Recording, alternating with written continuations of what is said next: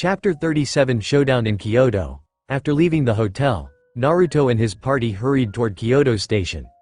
They planned on taking the next bus to Nijo Castle from there. Naruto was no longer wearing his school uniform. The black pants he had donned rustled as he moved, while white bandages wrapped around his calves before disappearing into his custom-made shinobi sandals. His sleeveless shirt was orange. The ninja pouch attached to a belt at his waist jingled as he moved swiftly in front of the others. Issei, Saji, and Kiba were still in their school uniforms, unlike him, but that was likely because they didn't have any official battle attire. Asia was wearing her black and white habit from her days as a nun, while Irina was dressed in the skin-tight black outfit of the church. Roswise had likewise not changed out of her business suit, which she wore when teaching. It didn't take more than 15 minutes to reach the station. They stood by the bus stop, waiting for the bus to arrive, but just as Naruto began to grow impatient, someone suddenly collided with his back.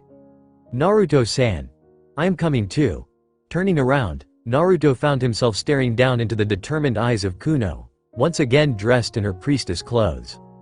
After the battle on the Togetsukiyo, Kuno had gone back to the inner capital.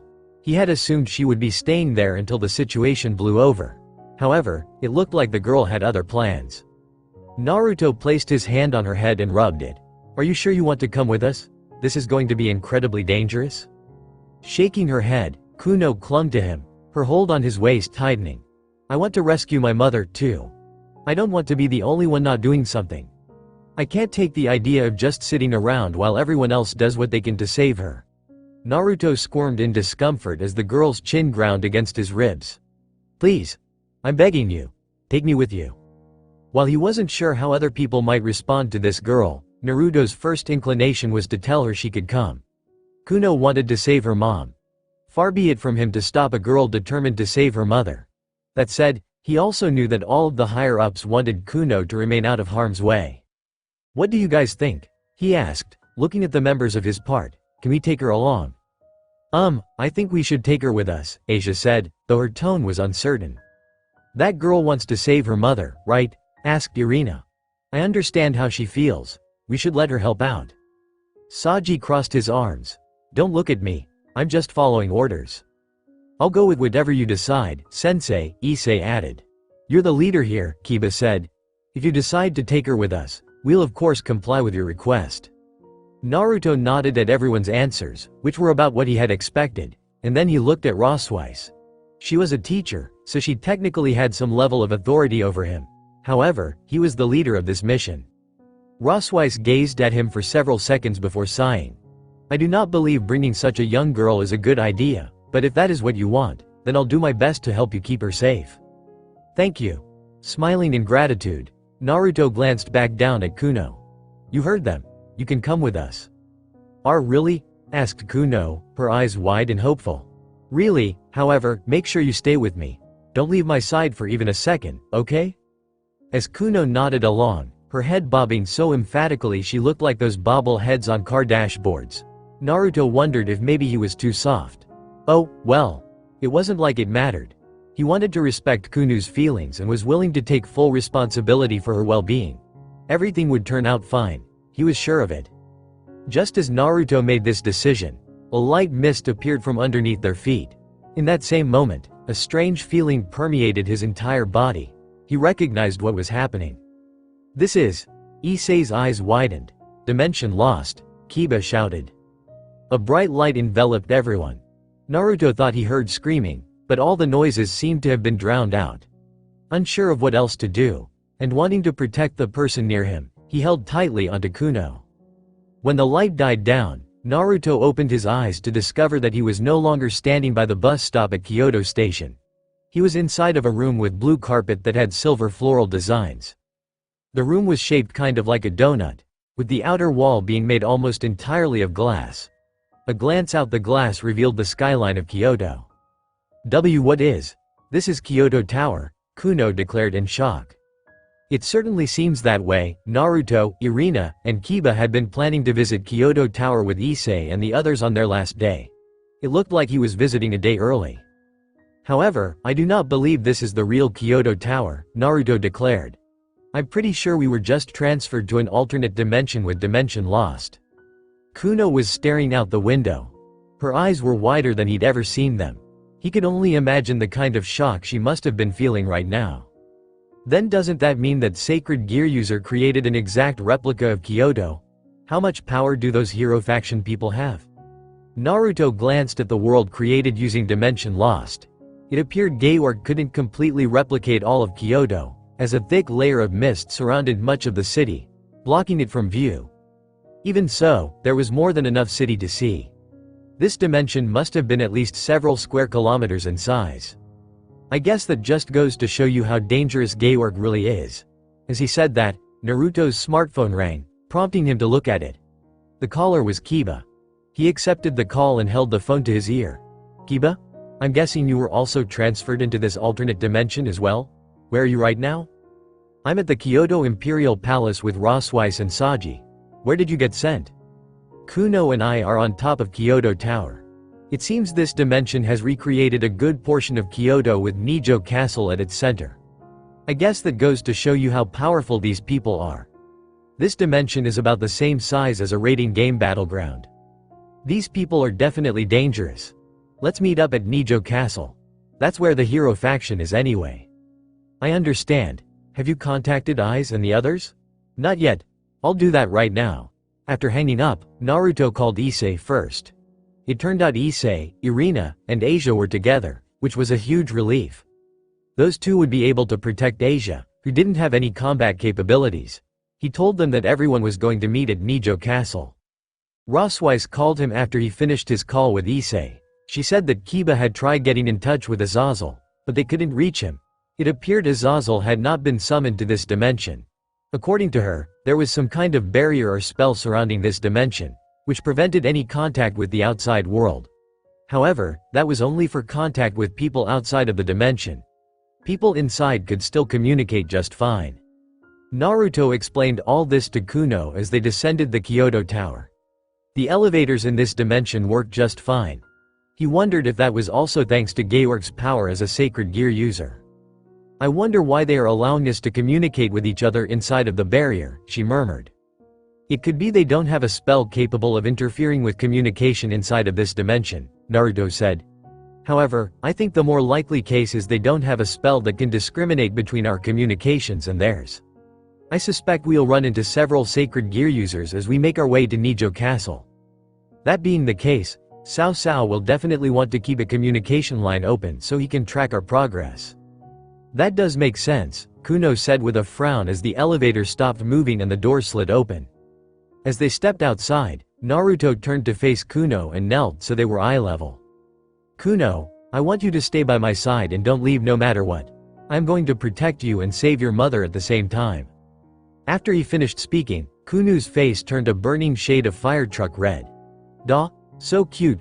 Naruto would have normally squealed and began petting Kuno's ears after seeing such an adorable display. It was too bad now wasn't the time. They stepped outside and began walking down the street. Before they even got a dozen meters from Kyoto Tower, Naruto paused as he sensed a powerful hostile intent aimed at them. Kuno must have also felt it because she froze. Granted only a moment to react, Naruto lifted Kuno into a princess carry and leapt back as several dozen spears nearly impaled them. The spears were black as night. Jutting from the ground, Naruto realized they were composed of shadows. It reminded him of Shikamaru's shadow jutsu. Naruto. Hold on to me and don't let go, Naruto ordered Kuno as he began leaping back again. Several more spears flew from the ground and tried to impale them, but he moved deftly across the street to avoid them. He expected the spears to disappear at some point, but instead they wavered and writhed like living creatures before transforming into grotesque monsters. They had 2 legs and 2 arms, but their posture was stooped, and their arms were almost as long as their legs. Each arm also ended in a set of wicked-looking claws. What sort of sacred gear is this? Naruto was not well versed in sacred gears. He only knew of the 13 Longinus, which he had deemed the biggest threats. This clearly wasn't a Longinus. With Kuno still in his arms, Naruto darted forward and channeled wind chakra into his legs. The swirling chakra was so thick it became visible. Spinning around, Naruto leapt into the air and sliced through the enemies with powerful kicks. Or that was his intention. A frown crossed his face as his attacks were absorbed by the shadow monsters. So these things could absorb attacks. It looked like even his chakra was being absorbed into these monsters. Landing on the ground, Naruto sensed movement behind him and swerved to the side. Just then, a massive portal made of shadows opened behind him and the wind chakra he'd used to attack was launched back at him. It missed. That said, just seeing his own attack being reflected back at him was fairly shocking. "It seems we've run into a troublesome opponent," Naruto murmured. "What should we do?" asked Kuno. "It looks like this sacred gear can absorb and reflect attacks as well as control shadows." Naruto leapt into the air as several more spears appeared out of the ground and tried to skewer them. Landing on a wall, he channeled chakra into his feet and hung there. What's more, the wielder is hiding somewhere. He kicked off the wall as several shadow hands appeared and tried to grab him. "If we want to win, we have to find the user." "How do we do that?" Naruto grinned. "Simple. We force him to reveal himself. Shadow clone jutsu." Even though he'd been losing power, Naruto still had plenty of chakra to spare, and so over 100 Narutos quickly appeared in a large cloud of smoke. About half of those Narutos transformed themselves into Kuno. The Narutos who still looked like Naruto each picked up a K-clone and ran off. Meanwhile, the real Naruto went through another series of hand seals. Toden Jutsu. A layer of chakra coated Naruto and Kuno from head to toe. While the girl in his arms shivered at the feeling Naruto was used did. He allowed the jutsu to do its thing. When he looked down, the girl in his arms, along with his arms, were completely invisible even to his own eyes. "I can't see you," Kuno muttered in shock. "This is a transparency jutsu that my sensei invented," Naruto said, speaking in a hushed whisper. "It makes the user completely invisible." "That sounds useful," Kuno said, also lowering her voice to a whisper. "It is. My sensei used to use this jutsu when he was spying." Naruto paused. "He also used it to peep on women." "Your sensei sounds disgusting. I hope you don't peep on women with this technique." Naruto could actually hear Kuno's nose wrinkling. Naruto shook his head even though he knew Kuno couldn't see it. "I don't. I have no need to peep on women." While he let Kuno ponder those words, Naruto began creeping through the streets of Kyoto. All around him, his clones were leaping around and presenting nearly impossible to hit targets. Spears would shoot from the ground only to miss. Monsters would emerge from the shadows but find their enemies no longer within reach. Even if these clones only had 1/100th of his chakra, it was more than enough to help them keep from being immediately dispelled. "What are we doing?" asked Kuno. "We need to find the sacred gear user," Naruto said. "However, I can't do that if I'm busy dodging attacks. I'm using the clones to keep him distracted. Meanwhile, you and me are going to search for him under this invisibility jutsu." "Oh, that's smart." Naruto could not help but grin, right? While his clones kept the sacred gear user distracted, Naruto began his search. He didn't think the user was far. Sacred gears like this normally had a limited range. Kiba could not create swords a certain distance from his body, though Naruto knew his friend was trying to extend that range. He was going under the assumption that this power was similar. That meant the sacred gear user had to be close. Just as Naruto suspected, the person controlling the shadows was close. He was hiding inside of a souvenir shop that sold 1/6 scale models of the various national sites. Pondering whether or not he should set Kuno down for a moment, he ultimately decided not to. She would become visible again if he did. Naruto used his stealth skills to sneak into the shop undetected. The person controlling the shadows was a young man with black hair tied into a bun who wore sunglasses and a gakuren, a black school uniform worn by boys during the fall. He was staring out the window with a frustrated look on his face. Naruto smiled. Undoubtedly, the numerous Naruto clones and his inability to kill them was frustrating him to no end. Naruto snuck up behind the boy and launched a kick at his head. Perhaps the boy just had amazing perceptions, or maybe he sensed the ill intent, but in either case, the sacred gear user quickly melted into the shadows and disappeared. Naruto's kick smashed apart the window instead. As Naruto dropped the transparency jutsu, seeing no more points since he'd been discovered, his opponent appeared from another shadow several meters away. "I see you managed to find me," he said with a frown. "I had been hoping to take you out quickly, but it is just as Lord Cao Cao said. You are not an opponent I can underestimate." "And who the hell are you?" asked Naruto. "My name is Kanla," he answered readily enough. "What an upstanding guy. I am the wielder of night reflection. I believe you'll find my sacred gear to be most troublesome. It's great against opponents like you." "Is that right?"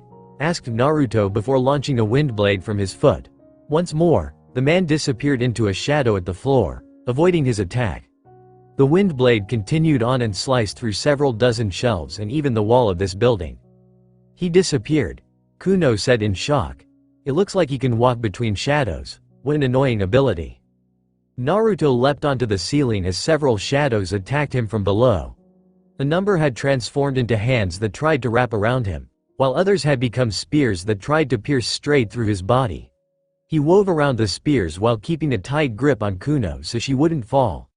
The young yokai, to her credit, did not utter a single scream as she clung to him. "Tch, it seems you are quite nimble," Kanla said. "I'm so glad you noticed," Naruto shot back in a voice filled with mock cheer. "However, it doesn't matter how nimble you are. No one can escape from my technique." "Wrong." Naruto landed on the ground, holding Kuno with one arm, reached into his pouch and pulled out a flash bomb. "I've already figured out the weakness of your technique. Close your eyes, Kuno." Naruto didn't wait for the man to reply as he closed his eyes and threw the flash bomb against the floor. An explosion of light filled the room. While his eyes were closed and therefore he couldn't see what was happening, Naruto knew the light was chasing the shadows away. It also seemed like Kanla hadn't closed his eyes. A smile crossed his face as he listened to the man's screams. Rushing toward the screams, Naruto leapt into the air and finally felt his foot connect with something solid. The dull impact reverberated along his leg. As Naruto landed on the ground, he opened his eyes to find Kanla had flown several meters back and slammed into the wall. Despite being hit quite hard, the high schooler was still struggling to stand up. "Damn, you!" Kanla wiped some blood trickling down his mouth, which was set into an angry snarl. "How did you figure out that weakness?" Naruto snorted. "Oh, please. It's obvious. Your power is to manipulate shadows. If there are no shadows for you to manipulate, then your powers are useless. Anyone with a brain would realize that." Times like this made Naruto regret being a devil. Had he been an angel, he could have created a powerful light source using light magic and chased all the shadows away. He almost sighed. There was no use crying over spilt milk. Kanla clicked his tongue. "I didn't want to use this power yet, but it seems you've left me with no choice. Balance break." A series of loud rustling sounds echoed around them as the man's presence filled the small shop. There was an almost physical pressure pushing down on Naruto. Well, he said it was a pressure, but it wasn't very strong. In either event, all of the shadows in the area, the ones under the man's feet, the ones near the shelves and racks, were squirming as they gathered beneath him. Starting from his feet, the shadows crawled up the man's body, wrapping themselves around him before taking shape. Clawed boots clacked against the ground. Greaves and gauntlets appeared along his shin and arms. A chest plate covered his torso. Lastly, a sleek helmet appeared around the man's head, covering his entire face from view. While Kuno stared at the shadow-clad figure in fright, Naruto tilted his head. "So, this is your balance breaker?" "That's right. This balance breaker was created after witnessing the power of the Sakyryuta. I remember seeing his armor in the raiding games that Lord Cao Cao made us watch, and I kept thinking about how it would be nice to have armor like that, to have defensive capabilities like that. This balance breaker was created from that desire." The armor covering Kanla squirmed and writhed as though it were alive. All of his face was covered except for a pair of thin slits that revealed the man's sharp eyes, which glared at him with a sense of arrogance. Naruto took a step forward, but then he was forced to leap back when spears appeared out of the ground. Kuno screamed in shock. Perhaps she had expected Kanla to be incapable of using more shadows once in his balance breaker. Swerving to the left, Naruto avoided more spears as he changed direction, charging toward Kanla. Left. Right. Left. Left. Naruto could almost sense the spears as they appeared all around him, trying to impale him and Kuno, but he deftly avoided everything thrown at him and reached his enemy in record time. Whoosh! Naruto tried to launch a powerful kick at Kanla's midsection. He blinked when his leg passed right through the man's body, which scattered like smoke.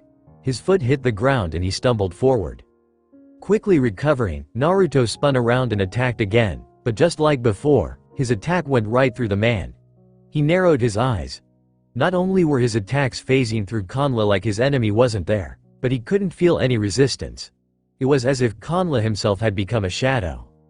Shikamaru would be jealous of this guy's power. I wouldn't bother attacking me, Kanla mocked Naruto. It's useless. This armor renders all attacks ineffective. Leaping back, Naruto filled his lungs with oxygen and chakra, molded it, and then spat out several balls of wind that hurtled through the air. They struck Kanla, who made no move to dodge. The wind spheres disappeared into the man's body. Barely a second later, the spheres that Naruto had launched at Kanla were suddenly hurtling toward him from various shadows inside of the shop. He avoided them quickly. Swerving, ducking, dodging, and weaving, Naruto didn't let a single sphere hit him or Kuno. I see. That armor of yours has the same abilities as your regular sacred gear. That's right, Kanla crowed. Physical attacks don't work on me, and I can absorb all of your spells and send them back at you. What's more, I can still control the shadows in the area. As he spoke, several shadows emerged from the ground.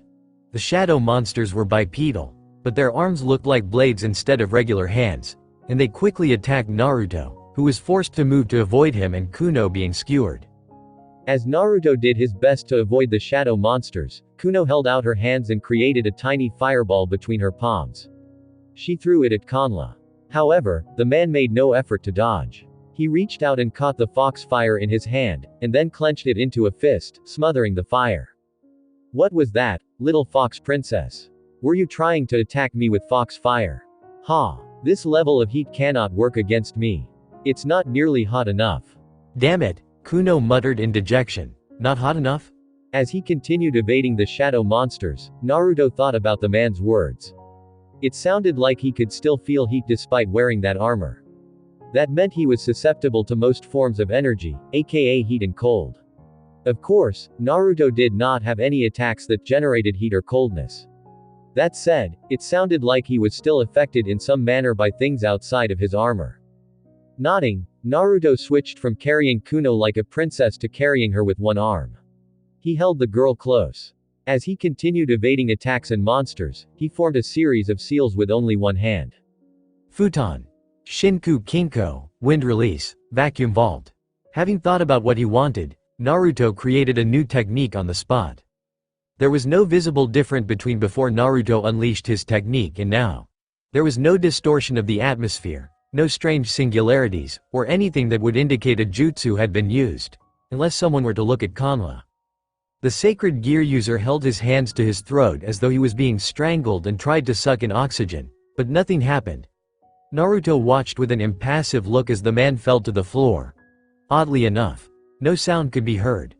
There was no dull thump as the man hit the ground, landing on his hands and knees. 1 second passed. 2 seconds. 5. 30. When a full minute had passed in utter silence, Kanla slumped forward and went still. Naruto dispelled his technique. What just happened? Asked Kuno, still in his arms as Naruto walked up to the man. I realized as we were battling that even though my attacks go through him, he is still affected by things that happen outside of his armor. Heat and cold obviously affect him. Naruto flipped the man over with his foot. He was breathing, but it was very shallow. Either way, it looked like he would live. I figured he would also be affected by a lack of oxygen. The jutsu I just used creates a vacuum that robs a specific area of oxygen. Kuno's eyes widened. I get it, you strangled him to unconsciousness by depriving him of oxygen. That's it exactly. Naruto nodded. Anyway, hold on tight, we're going to save your mother now. Yes. As Kuno wrapped her arms around his neck, Naruto left the souvenir shop and launched himself into an all-out sprint. His destination was Nijo Castle. Devil Ninja. Phew, I think that's the last of them. Issei wiped the sweat from his forehead, and then looked back at Asia and Irina. The two of them were standing side by side. Irina had created a light sword that she had used to protect Asia, but upon seeing that all of their enemies had been defeated, she relaxed. They had been ambushed on their way to Nijo Castle by two sacred gear users, Flame Shake and Freezing Archaeopteryx. Flame Shake had been fairly easy to deal with, but the wielder of Freezing Archaeopteryx had been trouble. The man had kept at a distance, hiding away, and using his sacred gear to create an army of ice golems. It had taken a lot longer than expected to defeat him. It doesn't look like there are any more enemies, Irina said. I think it's safe to move. Issei nodded. Right. Let's get going. They moved at a quick trot, traveling through the subway station, which was where they had been dumped after being sent to this dimension. Issei probably could have gone faster, but he was likely being considerate toward Asia. I may not have another chance. Irina bit her lip as she jogged up to Issei, who was already in his Welsh dragon armor. Eyes, can I ask a question? What is it? Issei looked at her, and Irina took a deep breath before plowing forward. You. That is your dream still to become a harem king? That's right. Issei nodded without even the slightest hesitation, but then, a strange smile came over his face. But I can't focus on that right now. Oh, Irina blinked in surprise. Why not? Issei didn't say anything for a moment. He stared straight ahead. Irina wondered if she might have said something wrong, but then, speaking slowly, he said, it's because of Akeno-sama. What about Akeno? I couldn't stop her from leaving me in Asia, but I still love her.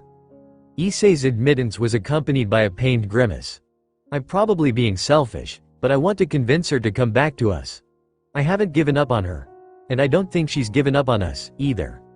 That's why, until I can have a real and proper heart-to-heart with her, until I can make her realize that she still has a place here, I don't think it would be right if I tried to create a harem. I need to prove to Akeno-sama that I'm serious about her. A soft voice interjected here, and Issei and Irina turned to Asia, who was running beside them. I am also with Aiz-san on this. I want Akeno-sama to come back to us. Aiz-san and I promise to do our best. Irina didn't let Issei know how shaken she was by his words. This wasn't quite like the young man she'd come to know after returning to Japan, the perverted boy who thought only about breasts.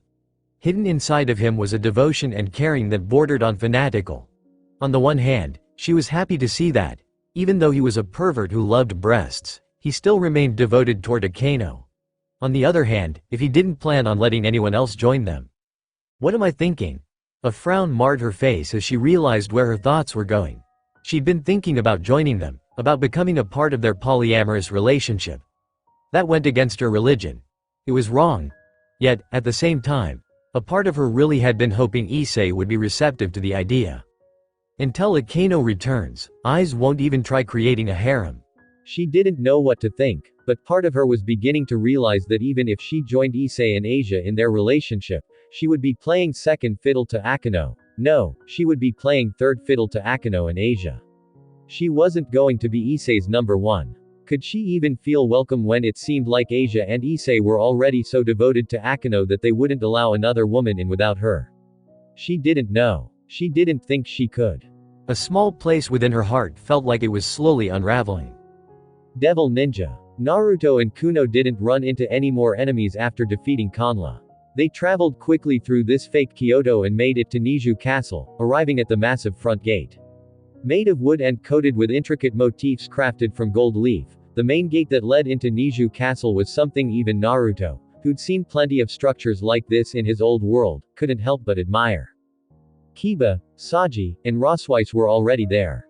Kiba was leaning against the wall, his arms crossed as he relaxed. Saji was sitting on the ground. His legs were crossed and he seemed to be deep in thought. On the other hand, Roswise seemed tense as she shifted from one foot to the other, looking, not nervous, but more anxious, like she wanted to do something but had nothing to do. Asia, Aiz, and Irina haven't arrived yet? Asked Naruto. Doesn't look like it, Kiba said. Naruto sighed. I guess we'll have to wait. He set Kuno on her feet, pretended to not see the disappointment flashing across the girl's eyes, and stood next to Roswise. You feeling okay? He asked. I am fine. She flashed him a nervous smile. I just don't like the idea of waiting like this. We don't know what's going on up ahead, but the longer we remain here, the more time the hero faction has to finish whatever their plans for Yasaka are. Yeah, Naruto glanced at Kuno, who had obviously heard what Roswise said and was biting her lip. Roswise also realized it. She quickly made to reassure the young fox girl. I don't mean anything bad is going to happen. We'll definitely make sure to stop them before they do anything to your mother. Naruto decided to let Roswise keep trying to reassure Kuno. It was kind of amusing, and took a seat beside the two. He crossed his legs and entered the seal, though he kept one ear open for Asia, Issei, and Irina. Alongside Kurama, he practiced forming the hand seals for their new jutsu. He had a feeling they would need it. "Sorry we're late." Hearing the voice, Naruto returned from the seal and looked up as Asia, Issei, and Irina ran up to the gate. He stood to his feet as Kiba uncrossed his arms and welcomed the trio with a smile. "It's good to see you three are safe. We ran into some trouble, but it was nothing we couldn't handle," Issei said. "I'm glad to hear that." Naruto clapped Issei on the shoulder. "You ready?" "Of course." Nodding, Naruto looked at everyone. "Are all of you ready?" "You know I am," Kiba said. Roswise gained a serious look. "I'm prepared." "Me too." Irina, though a tad pale, wore a determined expression. Asia nodded with a determined expression. "I am ready too." "I'm also ready," Saji added. "Though I have to admit what we're about to do is crazy." Kuno tugged on Naruto's pants. "Let's go rescue Mother." "Right. Let's get this party started." Leading everyone to the front gate, Naruto was prepared to open it when, with a loud crash, the gates gave off a heavy grating sound as they opened on their own. As the group watched the door open, Kiba gave a wry laugh. "It looks like they were waiting for us." Issei frowned. "It does seem like they are looking down at us." The gates finished opening. With Naruto in the lead, they wandered through and found themselves standing in a large, flat space. Multiple separate buildings connected to each other by corridors marked this as the Ninamaru Palace, which Naruto, Irina, and Kiba had visited earlier that day. "The assassin I defeated said that Cao Cao was waiting for us at Hanmaru Palace," Kiba said as they studied the layout. "Then let's not sit on our laurels here," Naruto said, leading the way. They made their way to the Ninamaru Garden, a traditional Japanese landscape garden with a large pond, ornamental stones, and manicured pine trees. They didn't have time to admire the scene. The group quickly made their way through to the Hanmaru, passing through a Yagoramon gate, and entering the main circle of defense. There, an imperial residence stood. As Naruto looked at the rows of ancient Japanese eaves, he scanned the area for their enemies. It wasn't hard to spot them. Illuminated by lights, Cao Cao stood in the garden with several other members of the hero faction. They wore the same uniform as before. At the front, Cao Cao rested the Longinus on his shoulder, a grin marring his face. Among this group was a woman. Her beautiful kimono accentuated her mature figure, further enhanced by the golden hair surrounding her like a halo. A pair of fox ears sat on her head. 9 tails jutted out behind her. However, while the woman was undoubtedly a beauty of unfathomable depths, her expressionless face disturbed Naruto. She looked like a puppet. "Mother!" Kuno cried out as she also spotted the woman. However, not even the cry of her daughter made Yasaka respond. Her eyes remained dark, her face didn't so much as twitch, and her body was completely unresponsive. Kuno bared her fangs at Cao Cao and his group. "What have you done to my mother?" Cao Cao tilted his head. "Didn't I already explain this to you? We wanted your mother to cooperate with us on an experiment. Of course, she remained stubborn, so we were forced to use a more drastic means of securing her cooperation." "No," Kuno's horrified look sent ripples of anger through Naruto. Cao Cao tapped his spear against the ground. Not even a moment later, Yasaka released a pained cry as though something was tearing her apart from the inside. Her body changed the next instant. It began glowing as though light was pouring out from inside of her, and her form gradually transformed, growing and expanding as her 9 tails blew up in size. "Well, what do you know? She actually does look like a proper Kyuubi. I'm not sure that's a good thing right now." The giant beast stood at least 10 meters tall, its golden fur bristling with every movement. 4 powerful legs rippled with slender muscles. An elegant muzzle held an entrancing beauty that left an impression of power and grace in all who witnessed it. 9 tails waved behind her like writhing tentacles, but even those had a sort of charm and grace to them. Naruto had seen Kurama plenty of times back when he was a 9-tailed fox, so this did not surprise him. However, the others were staring at the massive figure with bulging eyes. Taking a deep breath, Naruto calmed his anger and looked at Cao Cao. The man was grinning. "It seems you are finally taking me seriously." "What's the point of all this?" asked Naruto with a sweep of his hand. What are you trying to accomplish here? Tapping the shaft of his spear against his shoulder, Cao Cao answered in a casual voice. Kyoto is actually a large-scale magical device surrounded by powerful ley lines. The various famous and historical sites are actually places of incredible power. The ancient Yin-Yang masters, the Omnioji, hoped to mold this city into a wellspring of power they could use against invaders. Well, it's precisely because of this that all sorts of existences like yokai have been attracted to this place. Naruto was not as well versed in theory as others, so even if he understood the basics, a lot of this flew over his head. He would admit it. Outside of knowing how to create jutsu, he'd never really tried to expand his knowledge further. So long as it worked, who cared about how it worked? That had been his motto. I'm going to need to study more, that was a depressing thought. Our current pseudo-space is located in the dimensional gap, both infinitesimally close to and infinitely far away from Kyoto at the same time. We've set this place up so the power of the ley lines is now flowing here. As the strongest existence among yokai, the nine-tailed fox is said to be on the level of the Dragon Kings in power, and the relationship between Kyoto and the nine-tailed fox is also intricately linked.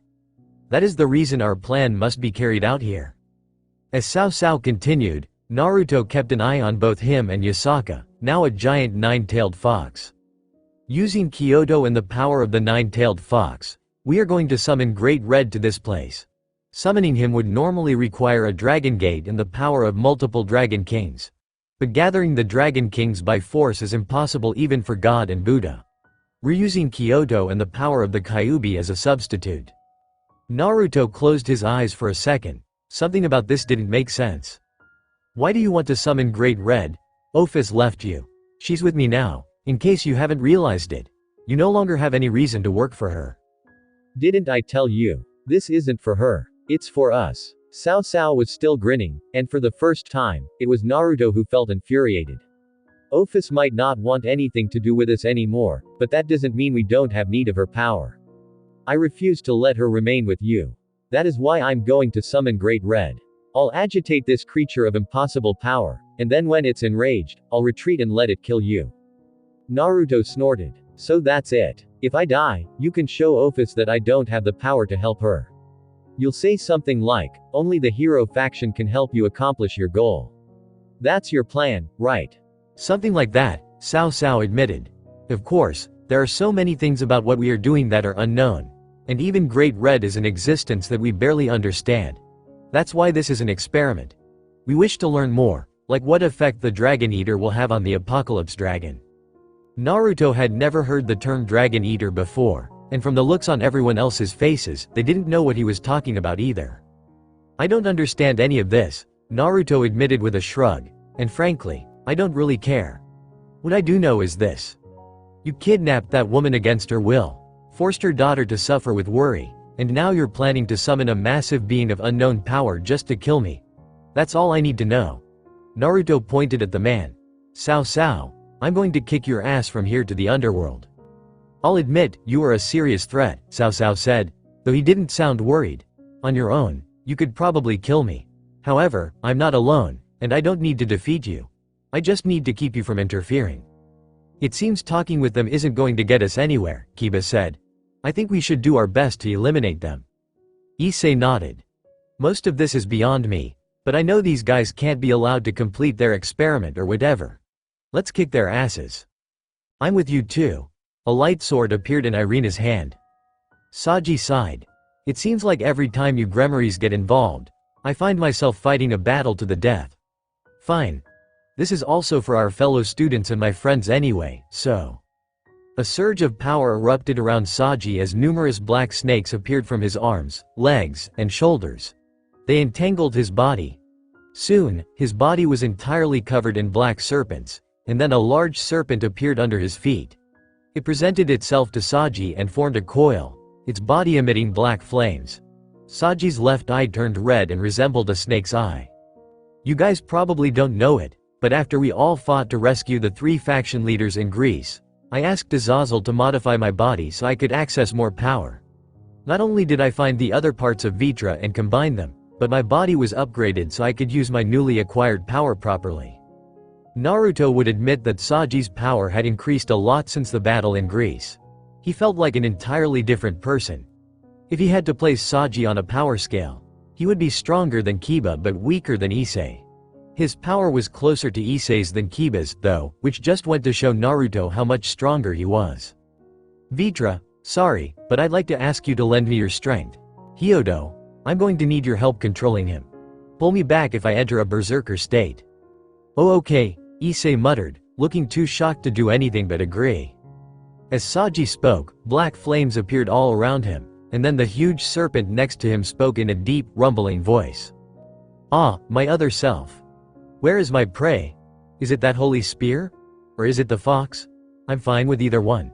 It's been so long since I was able to come out. Haha, I feel great right now. Perfect. Powerful. In fact, why don't I just consume everything here with my black flames? Naruto glanced at Saji and frowned. When he had said that he entered a berserker state, Naruto had been expecting something like Heracles from that Unlimited Blade Works anime Rias had told him about. He had not been expecting the dragon to be capable of speech. You need to calm your ass down, dragon, Naruto said as he stepped forward. Your opponent is going to be the nine-tailed fox. Your goal is to capture it, not kill it. If you do kill it, rest assured that I'll tear your body apart even more than God did when he turned you into a sacred gear. The serpent hissed at Naruto. Who the hell are? Oh, what's this? I see. You have a great power inside of you. I've never felt something like this before. Even I am aware that the being you're harboring in your body could kill me if you unleashed it. Very well. I'll go along with your plan. I don't want to die. I'm just happy getting to stretch my limbs and have some fun. Good. I'm glad to hear that. Naruto took a calming breath. Breathe in. Breathe out. As he allowed his mind to think more logically than he liked to, he began issuing orders to everyone. Rossweiss, you see the big man over there? The one who is over 2 meters tall? He's your opponent. He's physically powerful and has a high resistance to magic. His sacred gear is called Variant Detonation. It's the ability to create explosions in time with his physical attacks. You'll have to overpower his magical resistance if you want to defeat him. I think I understand. Please leave him to me. You might also have to deal with Georg, Naruto added. It looks like he's taking part in the ritual to summon Great Red, but don't let your guard down. He's a highly advanced magic user on top of being the wielder of Dimension Lost. Keep your eyes out for him as well. Okay. Kiba, your opponent is Siegfried. I believe you saw his abilities firsthand. His twice critical is a subspecies that allows him to create a dragon arm on his back, and his balance breaker lets him create 4 dragon arms. He can wield all 6 blades in his possession when he's like that, so be careful. I've got it, Kiba said as he created a pair of swords. One of them was dark and released an ominous feeling, a demonic sword. The other weapon was light and pure, a holy sword. I have to be honest, you telling me about his powers and abilities only makes me want to fight him more. Just don't underestimate him, I'd never do that. Eyes, Naruto grabbed the boy's attention. I hate to ask this of you, but I need you to protect me, Asia, and Kuno from Sao and Jean. I'm going to use a jutsu that Kurama and I have been working on, but it will take time to activate. If you can give me just 5 minutes, that should be enough time for me to complete my jutsu.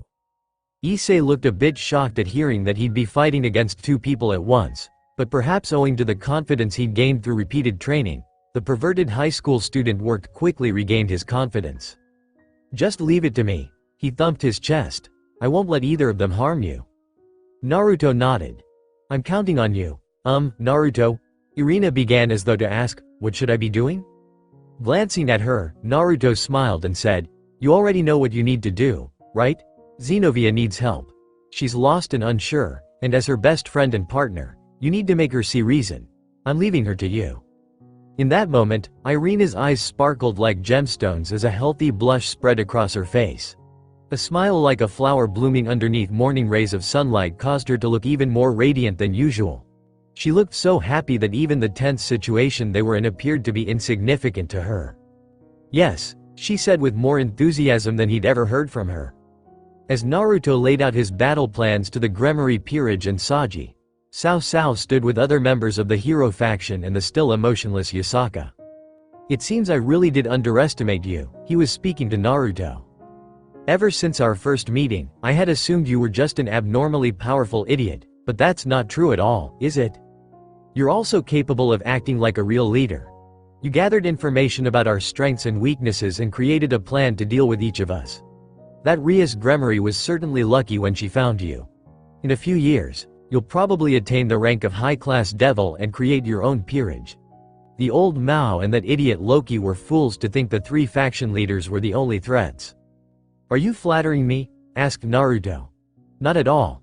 Cao Cao shook his head. I am merely stating the facts as I see them. Naruto snorted. Cao Cao. Siegfried glanced at his leader. How would you like to proceed? Well, I believe we should just start the experiment and see what happens.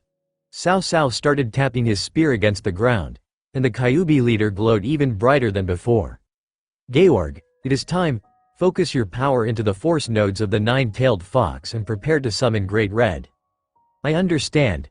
The user of Dimension Lost reached out with a hand, and what seemed to be an endless number of magic circles appeared around him. They spun in a rapid circle around him. Naruto couldn't make heads or tails of the magical scripts, but Roswise could. This boy is quite something. Roswise narrowed her eyes.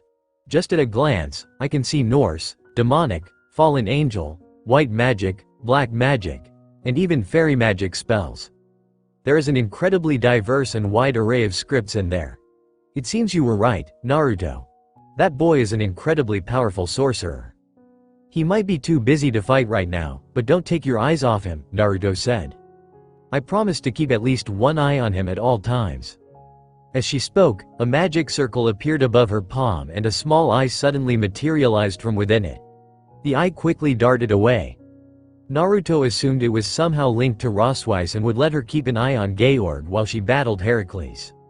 A magic circle far larger than anything else appeared on the ground around Yasaka. Naruto didn't know what it was. However, as the magic circle appeared, Yasaka's pupils became dilated. A dangerous light had entered her eyes, and her golden fur was standing on end. The magic circle and the sacrifice for summoning Great Red are ready. Now we just have to see if Great Red will take the bait and come here. We're actually quite lucky. We have both a Dragon King and a Heavenly Dragon present as a bonus. My apologies, Sao Company, but I'll likely be too occupied with operating the magic circles to fight, Georg said. It's fine. That is what you are here for. Cao Cao waved his hand in acknowledgement. Leonardo and the others are battling against the allied forces outside. They won't be able to buy us much time, but I'm hoping it will be enough. Reports have stated that not only have Azazel and Seraphal entered the fray, but members of the Seraphim have arrived. It seems like things have gotten interesting, Heracles said as he and Jean stepped forward. They have indeed. Cao Cao smiled as he directed his attention to Naruto. Now let's see who among us will prove victorious. Us or them. Is everyone ready? Naruto asked his companions. As he received a chorus of affirmatives, he took a deep breath and sat down, crossing his hands and getting ready to connect with Kurama. In that case, you know what you have to do, so let's do it. Right. Everyone shouted at the same time and rushed off toward their respective opponents. Only Issei stood back. He had Asia quickly promote him to knight before he darted forward to take on both Cao Cao and Jean. Kuno, Asia, please stay behind me, Naruto instructed. But, Kuno began. Do not worry, we will rescue your mother. He smiled in her direction. But I won't do it at the cost of your safety. Please stay behind me, everything will be okay. Oh okay. Kuno nodded and moved behind him. Asia also moved behind him, though unlike the young Kitsune, she was keeping an eye on the battle. As a healer, she'd be using her ranged healing, which had extended to several dozen meters, to heal their allies when they got injured. Are you ready, Kurama? No, I still can't believe we're doing this. We're doing this. Believe it. Please don't say that ever again. Sorry. Naruto closed his eyes, took a deep breath, and then extended his chakra into the seal. At the same time, Kurama's massively overwhelming chakra surged from the seal and latched onto his, creating something like a tunnel or even a vortex between them as they synchronized their chakras. The two beings from another dimension brought their hands together at the same time. As the sounds of battle echoed all around them, the two quietly began forming hand seals. Devil Ninja, Xenovia. Irina swooped down from the sky, a light sword in her hand. Xenovia raised Durandal to meet her attack. Their two weapons clashed together with a thunderous explosion of energy, causing the ground underneath Xenovia's feet to crack. Irina gritted her teeth as she pushed her weapon against the massive blade in her friend's hand. However, as expected of a holy sword on the same level as the original Excalibur, Durandal was more than able to fend her off. "You should know, that sort of attack won't work on me." With a loud shout, Xenovia strained her muscles and cleaved right through the light sword in Irina's hand. An explosion of energy burst from the blade. It would have hit Irina, but she moved out of the way quickly. Coming back in, Irina began swinging her blade in a series of slashes and thrusts at speeds that Xenovia couldn't match. All the other girl could do was use the flat end of her blade to block the attacks. Narrowing her eyes, Irina pushed her muscles to work harder and increased the speed of her thrusts. Over and over she attacked. Xenovia slowly lost ground. She stumbled backward as Irina swung. "It seems I'm not the only one who's gotten stronger," Xenovia muttered as she took several steps back. Irina smiled. "I've been training with Naruto and Kiba. They've helped polish my sword skills and increased my stamina." "That's so?" Xenovia shifted her shoulders a bit as she grabbed Durandal with both hands. "It seems you've become quite fond of Naruto. Back when I was in the church, all you would ever talk about was Issei, but now you're talking about Naruto like he's all you care about." Despite herself, Irina blushed. "That's because..." Using her embarrassment as a distraction, Xenovia rushed in and began swinging Durandal at speeds a blade that size shouldn't normally be capable of moving. The sword was like a blur, a streak of light. Despite being caught off guard, Irina responded to her opponent's attacks. She increased the potency of her light sword. Now condensed many times over, she met Xenovia's attacks, not head-on, but with subtle deception. Durandal screamed down from overhead. Irina angled her blade so the massive holy sword slid along the edge and slammed into the ground. An explosion caused the ground to rumble, but she ignored that and spun around as Xenovia swung her blade from the ground into a vertical slash. Again, she angled her sword, let Durandal slide along it, and then brought the blade over her head so it would miss her. Leaping back to gain some distance, Irina threw several light spears as a distraction. All of them were blocked by Durandal. That was fine. Ascending back into the air, she created several halo-shaped projectiles, which she threw at Xenovia, peppering the girl over and over. Of course, this was Xenovia. Irina didn't expect her attacks to work, and just as she expected, the young woman with blue hair swung her blade, unleashing a powerful crescent wave of energy that destroyed all of her attacks in a single swing. "Did you really think you would be able to defeat me like that, Irina?" asked Xenovia as she raised her blade over her head. "Don't make me laugh. You might have become an angel, but you aren't the only one who's become more powerful. Let me show you the power I gained while working with the hero faction." Raising Durandal above her head, Xenovia furrowed her brows in concentration. Irina felt a surge of energy come from Durandal. Her eyes widened as large streams of white energy leaked off the blade. However, the streamers, like plumes of steam rising from the surface of a boiling lake, soon gathered and became condensed. It engulfed the sword. Then, as though Xenovia had suddenly turned up the power, the energy grew upward. As she stared at the massive weapon, which looked like a 15-meter-tall blade, Irina could only gulp. "Let's see what you can do against this." With another loud shout, Xenovia brought Durandal down faster than Irina imagined possible. The air howled as it was rent. Irina, desperate to get out of the way, moved quickly. She flapped her wings and swerved to the left. However, even though she managed to evade the massive sword, the force that weapon left as it cut the air pushed her back, and the excess power leaking from it singed her skin. Then the sword struck the ground. A deafening sound not unlike the sonic boom of someone breaking the sound barrier rocked Irina's ears, forcing her to cover them. Light blasted out from where Durandal struck the earth. Irina covered her face with her arms as the blinding light seared her vision. She would have closed her eyes, but the massive explosion had caused an updraft of energy that tried to knock her out of the sky. She had to put all her focus on flapping her wings, and she needed to at least see where she was going. When the energy died down, Irina looked back at the ground. She gawked. The area she'd been floating near was now a large crater. It must have been at least 15 meters across. What's more, The ground around the crater was cracked and split. I didn't think Xenovia could get this powerful. Xenovia was a power fighter, so of course that meant she was physically imposing and could unleash a lot of power. At the same time, she was still human. There were limitations that a human could not exceed. I see you dodged my attack, Xenovia murmured as she stuck Durandal's blade into the ground and wiped the sweat from her forehead. Irina narrowed her eyes. You should have known I would dodge such an obvious attack. That attack looked like it cost you a lot of stamina. I've got stamina to spare. Having removed the sweat from her brow, Xenovia picked up her blade again and held it in a ready position. Now, come at me. Irina didn't hesitate to rush forward. She traveled over the ground on fleet feet. It almost looked like she was flying, especially with her wings flapping, but she was actually using a technique called skimming. The flap of her wings was being used to accelerate the speed of her run, pushing her forward. Hiya! Slamming her light sword into Xenovia's Durandal, Irina tried her best to push the other girl back.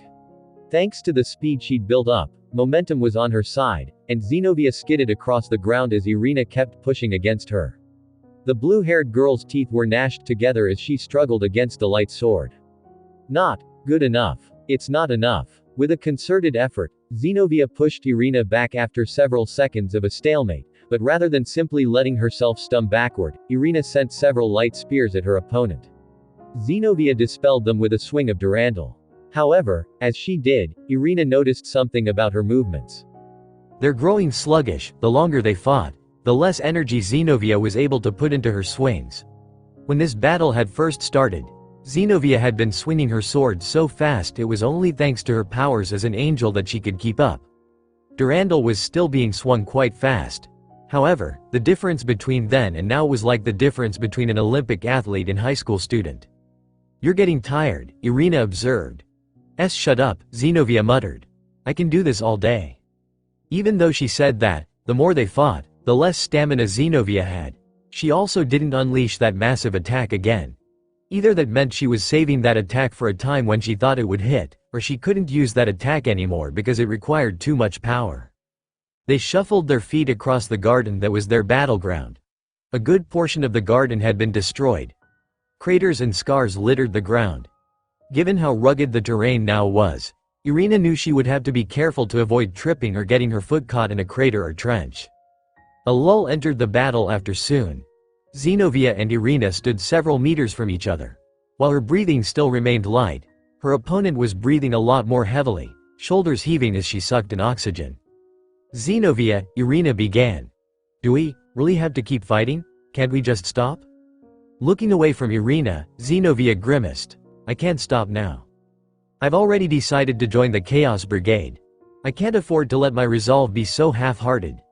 Taking a deep breath, Xenovia switched to a one-handed grip, and then pulled out another holy sword from a dimensional rift.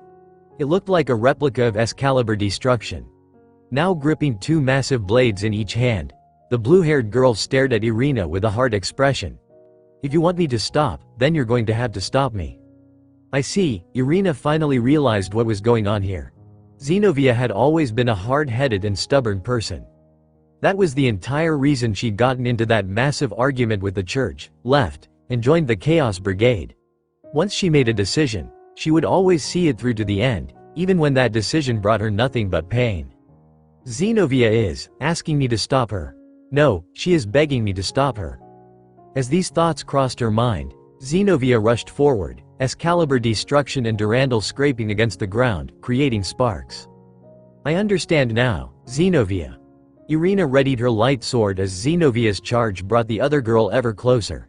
10 meters, 5 meters, 2 meters. I'll definitely be the one to stop you.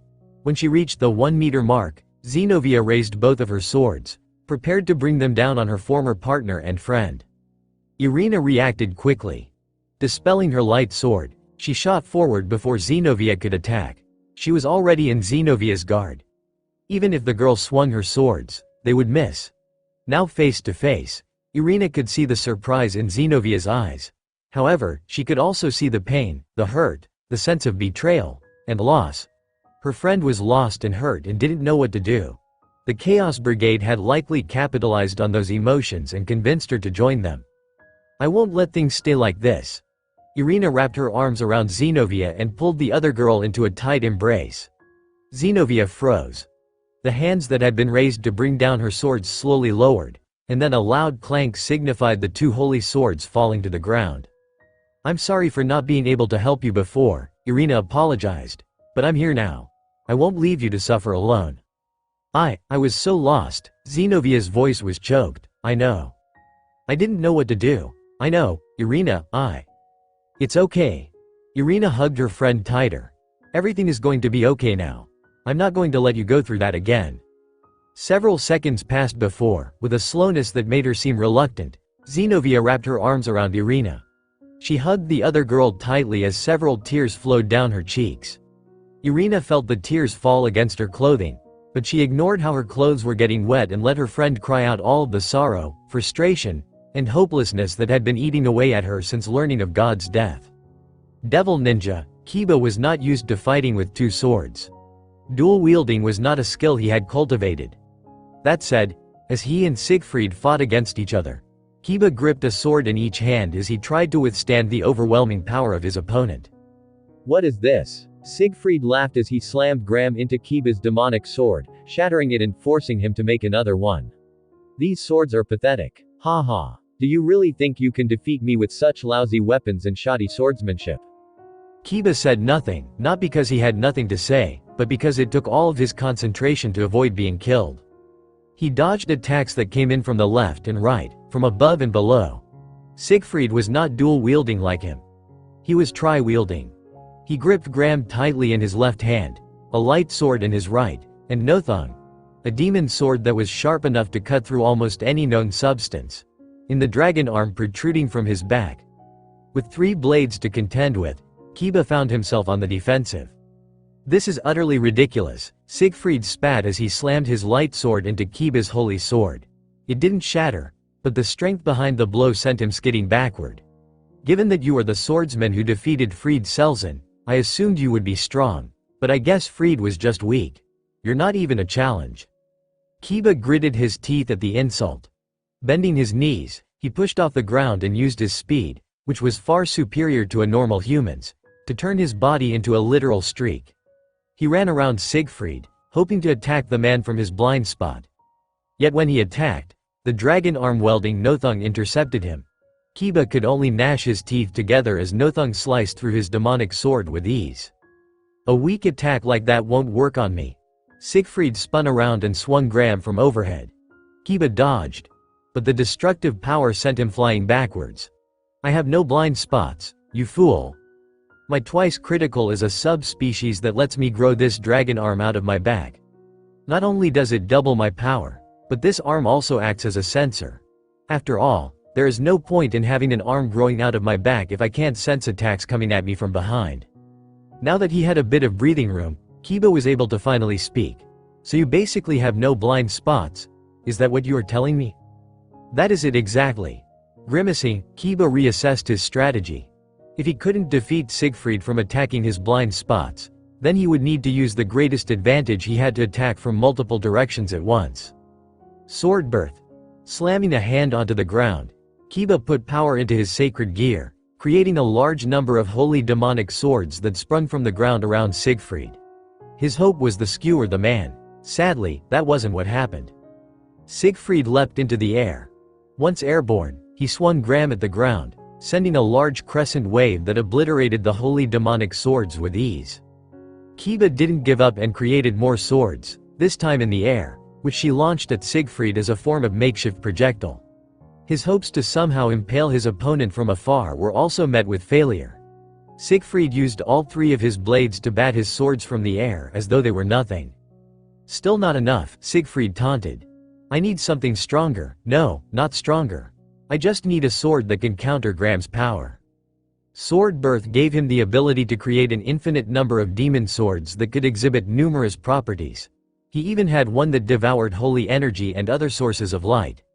If he could create a sword capable of devouring demonic energy, then it's worth a shot. Getting rid of the holy sword he'd been using, Kiba reached out his hand and imagined a weapon that could devour demonic energy. He frowned. Since he was trying to create something that could devour demonic energy, that meant he couldn't use sword birth, which created demon swords, in that case. Blade Blacksmith. Kiba didn't just have one sacred gear. After absorbing the spirits of his lost comrades, Kiba had gained the ability to create holy demonic swords. However, sword birth only allowed the creation of demon swords. So how was he able to create swords with a holy attribute? Obviously because he had both sword birth and blade blacksmith. Forming in midair was a blade of the purest silver. Untainted by anything, this pure blade had a straight edge and the general shape of a European broadsword. It wasn't very large, however, that was because he was condensing its power across a smaller mass in order to make it stronger. Now using the demon sword, Holy Eraser, and the holy sword, Demon Eraser, Kiba rushed towards Siegfried once more.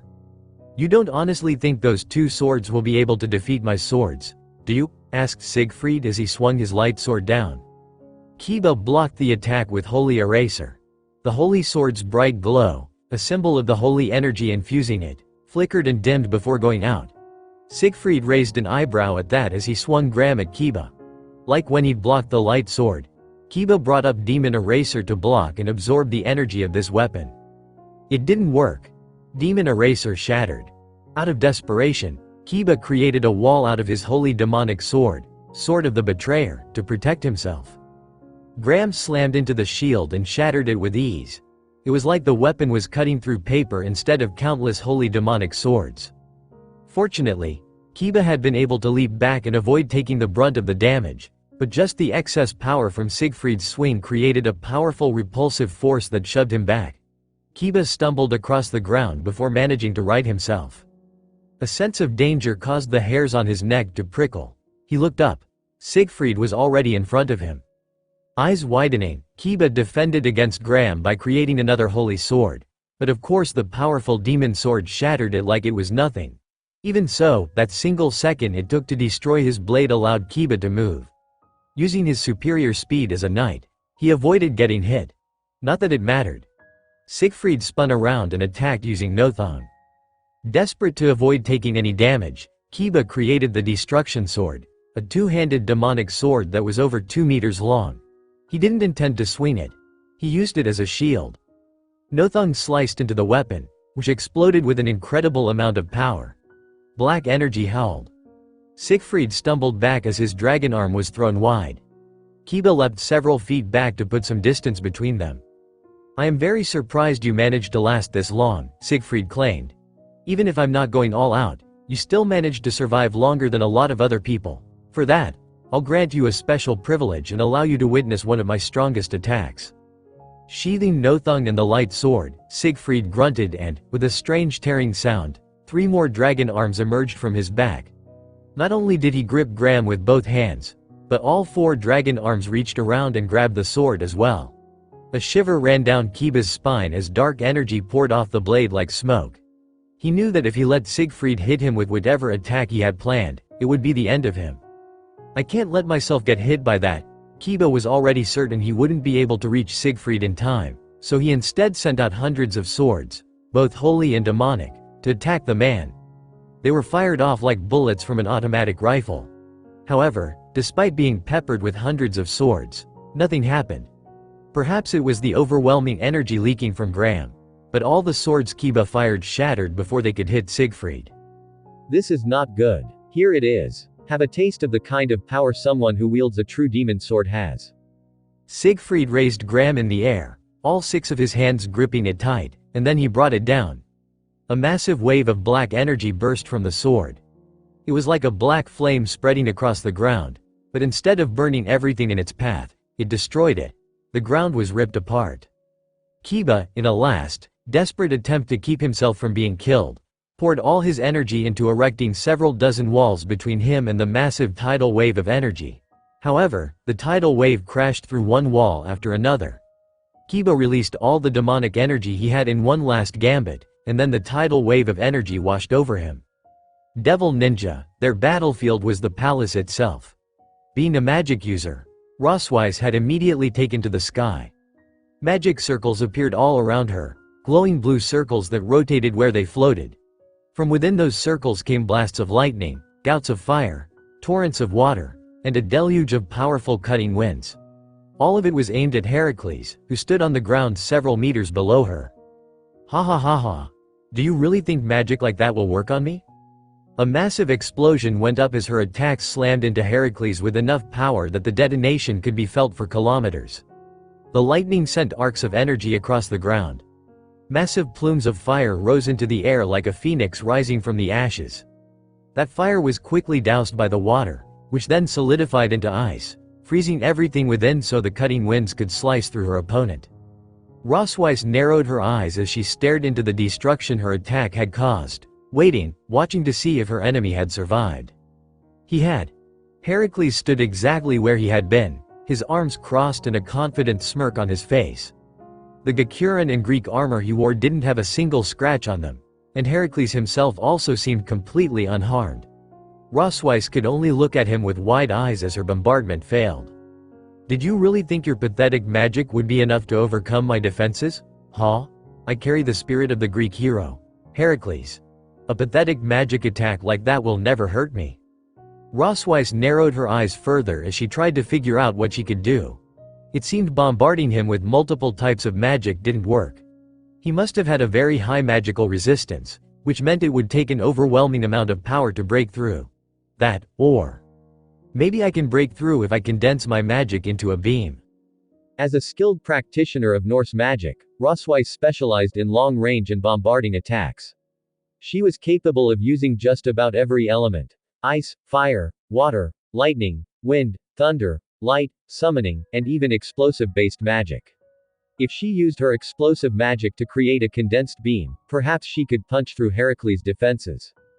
It was worth a shot. I hope you don't think I'm going to just let you keep attacking me, Heracles said as Rosweiss came up with her plan. It's time to show you how powerless you really are. As he finished speaking, Heracles' body started glowing with a bright aura that surrounded him. The aura then transformed into objects that resembled missiles. Just as the thought crossed her mind, the missile-like objects blasted forward at speeds she could scarcely track. Rosweiss moved into a series of aerial maneuvers, but the missiles followed her, staying on her tail as even more missiles joined in. Realizing that she couldn't keep dodging, Rosweiss created over 100 magic circles and launched lightning at the attacks. Her magic struck the missiles and caused them to detonate. While the detonations pushed her around some, Rosweiss decided to use the bright light from the explosions as a distraction to launch her own attack. She soared above the many flaring explosions and locked onto Heracles. She held out her hands.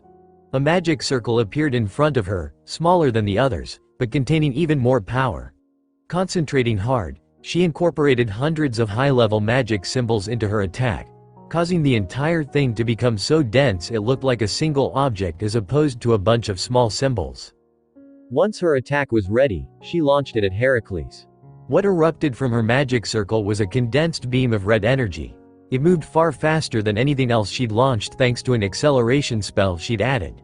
Her inspiration had come from an anime Rias had watched in which a character named Misaka fired off a coin using electricity so fast it was like a railgun. The attack struck Heracles dead on, and the man, arrogant to the end, didn't even bother moving out of the way. The attack pierced his shoulder. Heracles went down onto a knee as the magic went straight through him and struck the ground, exploding with enough force to push the man forward. His hair blew every which way as he placed one hand against his shoulder and the other on the ground. He dug his fingers into the cement to keep himself from being sent flying. When the attack was over, he stood up. There was a massive hole going through his left shoulder, so large even Rosweiss, several dozen meters in the air, could see through it. Blood leaked from the wound, drenching his clothes. He glared up at her. His eyes were filled with a murderous intent. You fucking bitch. You cock-sucking little shit. I'm going to fucking kill you. Before Rosweiss could think of attacking again, nearly 100 missile-like projectiles flew through the air, all sailing toward her. She already knew she couldn't dodge. They were surrounding her on all sides. In desperation, she created a shield made of nearly 200 magic circles. Would it be enough to protect her? A massive light flashed through the night sky as the missiles slammed into her shields with a relentless fury. Devil Ninja. Issei stood before Cao Cao and Jean. The roar of combat echoed all around them. Over a dozen meters away, black flames danced and surrounded Yasaka, writhing like tendrils. The Kyuubi leader shook as her body released a powerful aura. It looked like she was in pain, but then she spat out several large balls of fire. They didn't look as powerful as Tannen's flames, but Issei could still feel the heat from where he stood. Saji wasn't the only person battling. Irina had gone to fight Xenovia, Kiba was battling Siegfried, and Roswise was fighting Heracles, which meant Issei had to deal with these two. His job wasn't to win, however. He was aware of his own limitations. His job was merely to buy Sensei time to activate his new technique, whatever that was. Asia was currently doing her best to heal the others, but it was proving difficult because their battles were taking place further away. She and Kuno stood behind Naruto. So far the only person she'd been able to heal was Roswise, who was flying high above them as she fought. The woman had been caught in a massive explosion and injured, but Asia healed her from a distance and the battle had resumed. "Isn't it great?" Cao Cao asked, causing Issei to look away from the battles. "It's like a balance breaker free for all." "Well, without having a power like this, there is no way us humans can compete with you supernatural existences." Cao Cao twirled the spear in his hand with a casual grace, causing Issei to distance himself. At that moment, his opponent had many openings, but Issei knew better. Even if those openings weren't traps, Cao Cao had Jean standing by his side. That said, he should be able to defeat her no problem. "I should beat her first." Issei had already been promoted to knight. He would make use of his speed to quickly defeat Jean. "Breasts, reveal your thoughts to me, bilingual." A strange space covered the area around the battlefield, visible only to him. With bilingual activated, Issei charged straight for Jean, extending his left hand as Ascalon shot from the jewel above his knuckles. "Ooh, going after me first? You perv. I'll show you who's a perv." With that shout, Issei quickly closed the distance. "I'm going to move left and then attack from his blind spot." Jean's breast spoke to him, telling him what she would do next, and Issei reacted accordingly. He turned around as Jean moved around his left to attack his blind spot. Her sword clashed against Ascalon. Despite having her attack defended against, she didn't seem shocked, and in fact, there was a large smile on her face. Issei would have wondered about that smile, but then he felt a chill on his back.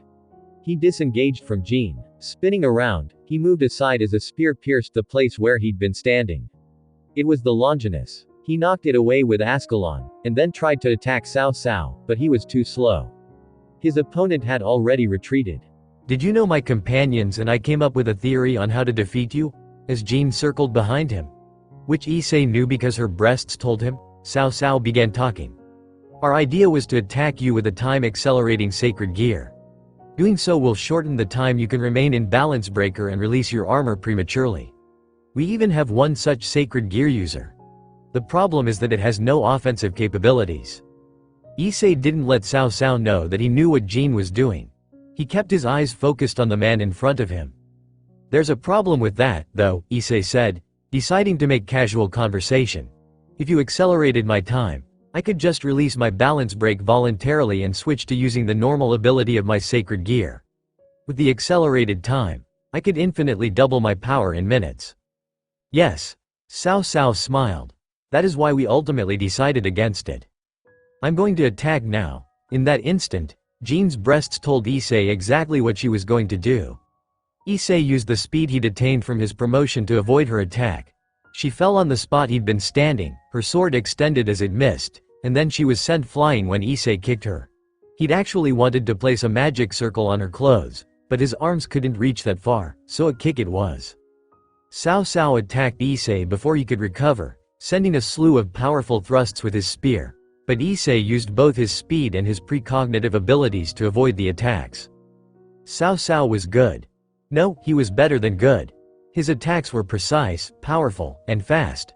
That said, Issei had been training with Naruto, who had helped him learn how to predict his opponents by looking at their torso instead of their hands.